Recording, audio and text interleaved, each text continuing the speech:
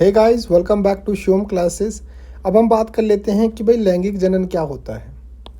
जो sexual reproduction होता है उसकी अगर डेफिनेशन की बात करें तो हम उसको किस प्रकार से डिफाइन कर सकते हैं। तो ऐसी जनन प्रक्रिया। अब सबसे पहले तो बात ये भी आ जाती है कि भाई जनन क्या होता है। अपने समान संतति उत्पन्न करना। अपने समान संतति उत्पन्न करना, इस प्रक्रिया को क्या बोला जाता है? जनन बोला जा सकता है। अब सर ये कौन कौन से प्रकार होते हैं? दो प्रकार के होते हैं। एक तो होता है लैंगिक और एक होता है अलैंगिक। तो हमने अलैंगिक जनन की बात कर ली कि भाई अलैंगिक जनन क्या होता है, जिसके अंदर केवल एक जनक होता है। और लैंगिक के अंदर क्या होता है? लैंगिक के अंदर दो जनक होते हैं, एक तो मादा एक नर, दो जनक होते हैं। तो याद रखना, लैंगिक जनन के अंदर दो जनक होते हैं, जबकि अलैंगिक जनन के अंदर जो है वो क्या होते हैं? एक जनक होता है। अब अलैंगिक जनन जो होता है वो सामान्यतः जो है, मैं बोल रहा हूँ सामान्यतः जनरली किसके अंदर होता है? पादपों के अंदर होता है, पेड़ पौधों के अंदर होता है। एक पौधा जो होता है, पेड़ जो होता है, वो अपने समान दूसरा पौधा उत्पन्न कर सकता है, ऐसी उसके अंदर कैपेसिटी होती है। तो यहाँ तक की तो बात हमने प्रीवियस क्लासेस जो हमने की हैं उसके अंदर कर ली थी। अब हम बात कर लेते हैं कि भाई लैंगिक जनन क्या होता है। तो मैंने जैसा कि आपको बताया कि इसके अंदर दो जनक होते हैं, दो जनक होते हैं। तो जब जनन प्रक्रिया में दो जीव जनक भाग लेते हैं उसे लैंगिक जनन कहते हैं। अर्धसूत्री विभाजन एवं निषेचन की क्रिया होती है। इसके अंदर क्या होता है? एक तो अर्धसूत्री विभाजन होता है और एक निषेचन की जो क्रिया होती है वो होती है। और एक किस किस के मध्य होती है? नर और मादा के मध्य होती है। अब यहाँ पर पादप भी हो सकते हैं, ऐसा मत सोचना केवल जीवों के अंदर ही होता है, पादप भी होते हैं। पादप के भी जो दो भाग होते हैं, जिसको हम एक को नर मान लेते हैं एक को मादा मान लेते हैं, यानी कि वो उसी प्रकार से कार्य करते हैं। तो इसके अंदर क्या होता है? अर्धसूत्री विभाजन होता है और निषेचन की प्रक्रिया होती है। नर युग्मक मादा युग्मक बनते हैं। जो नर जो है वो तो बनाएगा क्या? नर युग्मक। और मादा जो है वो क्या बनाएगी? मादा युग्मक। नर युग्मक एवं मादा युग्मक के संयोजन से बने युग्मनज बनता है। अब यहाँ पे जो नर ने नर युग्मक बनाया है और मादा ने मादा युग्मक बनाया है, ये दोनों आपस के अंदर सहयोग करेंगे, आपस के अंदर मिलेंगे और इससे युग्मनज बनेगा। और इसी को क्या बोला जाता है? निषेचन की प्रक्रिया बोला जाता है। जब एक नर प्लस एक मादा, नर तो क्या करता है? नर युग्मक बनाता है, मादा क्या बनाती है? मादा युग्मक बनाती है। ये दोनों आपस के अंदर मिलेंगे और एक युग्मनज बना लेंगे और इसी प्रक्रिया को क्या बोला जाता है? निषेचन बोला जाता है। इसी प्रक्रिया को क्या बोला जाता है? निषेचन बोला जाता है। युग्मनज के द्वारा नया जीव बनता है। अब यहाँ पर जो युग्मनज बनता है, इसी से क्या बनेगा? नए जीव की उत्पत्ति होती है। जो हमारे पास युग्मनज बना है उससे नए जीव की उत्पत्ति होगी। तो आप प्रोसेस याद रखना, इसके अंदर क्या होता है? लैंगिक जनन जो होता है उसके अंदर क्या होता है? अर्धसूत्री विभाजन होता है। कौन सा विभाजन? अर्धसूत्री विभाजन होता है। दूसरी, इसके अंदर निषेचन होता है।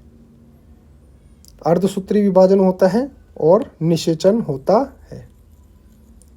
ये तो पहली प्रक्रिया है, हमको याद रखना है कि इसके अंदर क्या होता है।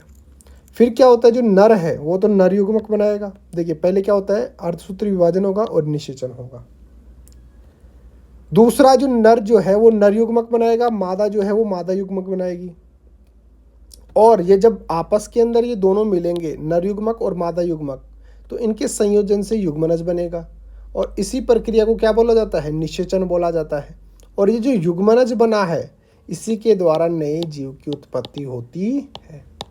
ये प्रक्रिया आपको याद रखना है कि लैंगिक जनन जो होता है वो किस प्रकार से होता है। जो सेक्सुअल रिप्रोडक्शन जो होता है वो किस तरीके से होता है।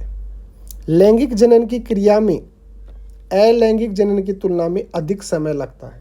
अधिक समय कैसे लगता है भाई, मैंने बात की थी अलैंगिक जनन की।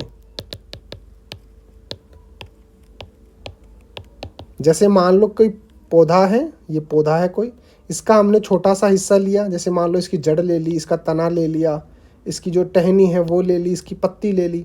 इसको मैंने क्या किया, ज़मीन के अंदर आधा गाड़ दिया या पूरा गाड़ दिया, और फिर से क्या हुआ, एक नए पौधा बन गया।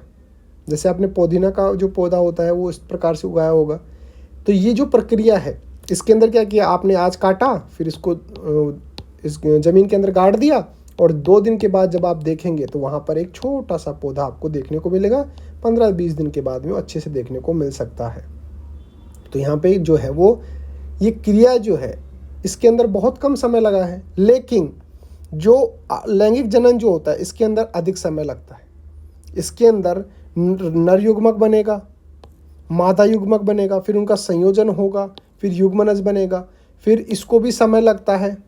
जो भ्रूणीय अवस्था होती है भाई, जब माँ जो होती है, महिला जो होती है, जब उसके भ्रूण के अंदर, उसके पेट के अंदर जो बच्चा होता है, उसको लगभग 9 महीने तक अपने पेट के अंदर जो है उसको रखना पड़ता है, तब जाकर वो जो है वो जीव बनता है, बच्चा बनता है। तो इसका मतलब इसके अंदर कितना टाइम लग गया, 9 महीने तो ये लग गए, और भी उसके अंदर प्रोसेस के अंदर और ज़्यादा टाइम लगा होगा, तो वो अलग टाइम है। टोटल अगर 9 महीने भी मान ले तो भी ये काफ़ी ज़्यादा टाइम हो जाता है। जबकि अलैंगिक के अंदर आपने क्या किया, इसका हल्का सा तना जो है वो काटा, ज़मीन के अंदर गाड़ दिया, 15-20 दिन के बाद में अच्छा खासा पेड़ जो है बनकर तैयार हो जाएगा।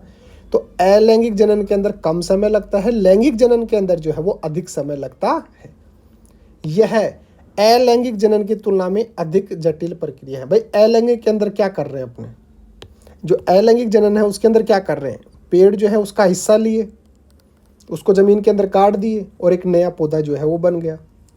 अब लैंगिक जनन के अंदर क्या कर रहे हैं, नर ने युग्मक बनाया, मादा ने युग्मन बनाया, फिर दोनों ने संयोग किया, युग्मनज बना, युग्मनज से फिर भ्रूण अवस्था प्रारंभ हुई, फिर जाकर जीव बन रहा है। यानी कि वो जो प्रोसेस है लैंगिक जनन के अंदर, लैंगिक जनन के अंदर जो प्रोसेस है वो ज़्यादा कॉम्प्लेक्स है, बहुत ही ज़्यादा जटिल है। और अलैंगिक के अंदर जो प्रोसेस है वो बहुत ज़्यादा सरल है। उसके अंदर क्या करना, आपको केवल पेड़ लेना है, उसका हल्का सा हिस्सा काटना है और ज़मीन के अंदर गाड़ देना है, और वो जो है वो बनकर पेड़ बनकर तैयार हो जाएगा। तो ये जो अलैंगिक प्रक्रिया है वो सरल प्रक्रिया है, जबकि लैंगिक जनन जो है वो एक जटिल प्रक्रिया है। तो इस प्रकार से हम जो बोल सकते हैं कि अलैंगिक जनन की तुलना के अंदर यह जटिल जो है वो बहुत ज़्यादा जटिल प्रक्रिया है। तो इस प्रकार से जो है आप लिख सकते हैं कि अगर आपके एग्ज़ाम के अंदर आता है लैंगिक जनन क्या होता है और ये किस प्रकार से होता है, तो ये चीज़ें आप लिख सकते हैं। तो अगर आपको अपनी क्लास का कंप्लीट स्टडी मटेरियल चाहिए तो आप जो है वो प्ले स्टोर से शिव ओम क्लासेस नाम से हमारी जो ऐप है वो डाउनलोड कर सकते हैं, या फिर व्हाट्सएप पे हमारे को मैसेज कर सकते हैं। ये हमारा व्हाट्सएप नंबर है, ये हमारा व्हाट्सएप नंबर है। आप हमारे को व्हाट्सएप पे मैसेज कर सकते हैं अपने नोट्स वगैरह लेने के लिए, या फिर अगर कोई डाउट होता है तो आप हमारे को व्हाट्सएप पे मैसेज करके पूछ सकते हो। ओके गाइज, मिलते हैं अगले टॉपिक के साथ, तब तक बने रहिए शिव ओम क्लासेस के ऑनलाइन प्लेटफॉर्म के साथ। Thank you so much.